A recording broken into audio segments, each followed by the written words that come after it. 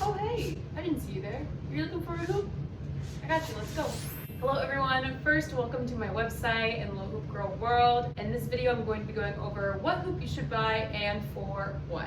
The first part is going to be hoop tubing. The second one is hdpe versus polypro versus PE tubing. Third is going to be hoop sizes or the diameters. Jumping into part one with the hoop tubing. So we're going to be going over this really fun PE tubing. As you can see, this is the biggest of all of the hoops that I have. This is a perfect hoop for on-body hooping. Do some chest hooping, some shoulder hooping, some waist hooping, some knee hooping.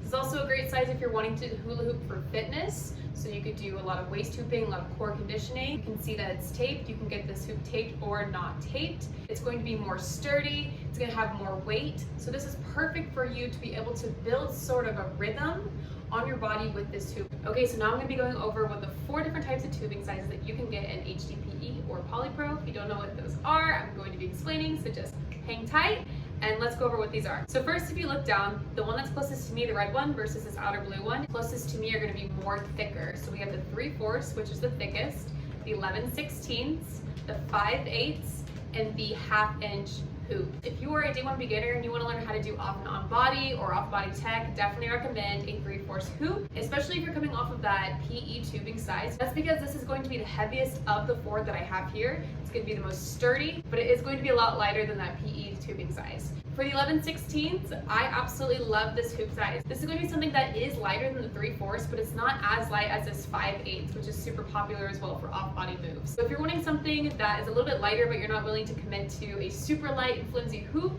this is definitely a fun size to check out. When I personally moved to this 11/16 after the 3/4, my level went up 3 times in 3 months. Hoop tubing sizes can really add dynamic to your flow, especially if it's lighter. If you want more of a quicker flow, definitely recommend that 11/16.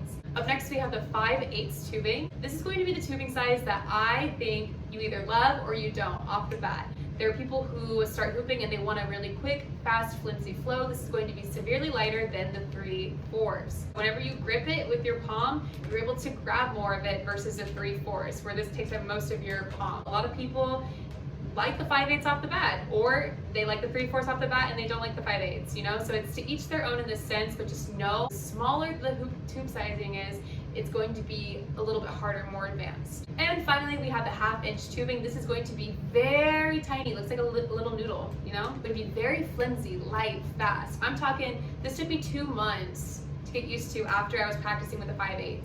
That is how significant these minor adjustments can seem, but whenever you pick it up in practice, it's going to feel a lot different. Off the bat, I would not recommend doing a 1/2 inch. It's very difficult. Maybe starting with 3/4. If you want to dive into a 5/8, you feel like that's calling you, go to a 5/8.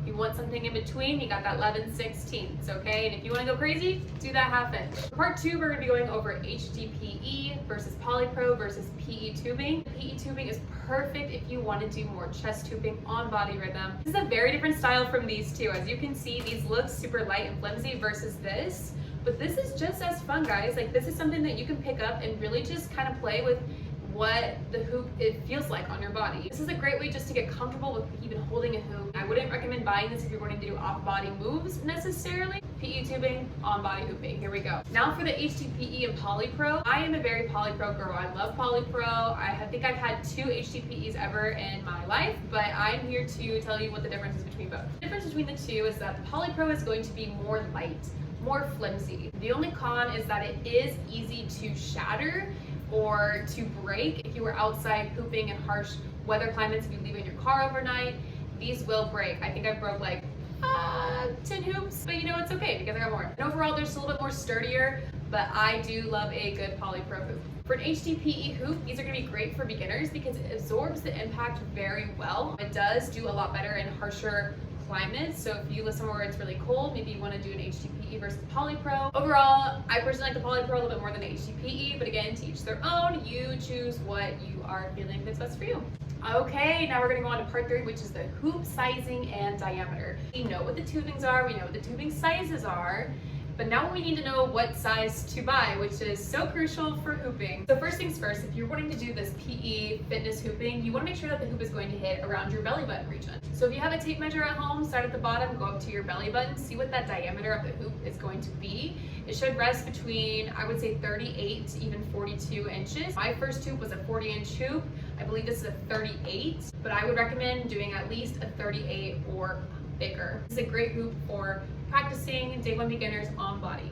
Okay, now once you get comfortable with that PE hoop that you have, I would recommend downsizing to a 36-inch 3/4 polypro. This is gonna be a great hoop for practicing what you know around your waist and chest and knees, but in a lighter setting. Majority of this is going to be still an on-body hoop, but you can definitely still do some off-body moves a lot easier because this hoop is a lot lighter. So there was my second recommendation. My third recommendation is for hoopers who are wanting to find a hoop that is great for on and off body. This is when I tell you to buy a 33 or a 34-inch 3/4 polypro hoop. This is overall just a really good comprehensive move to learn on and off body tricks. If you want to get very specific, if you should buy a 33 or 34, I would say if you're maybe 5'4" or shorter, go to 33. If you're 5'6" or taller, go to 34, and just kind of play with that. And then from there on, you can kind of see if you want a hoop that is a little bit smaller or bigger. And finally, we're going to be going over the hoop sizes for off-body tech work, which is what I specialize in and is what I absolutely love doing in my flow. This is going to be a 29-inch 3/4 polypro. This was my size for the first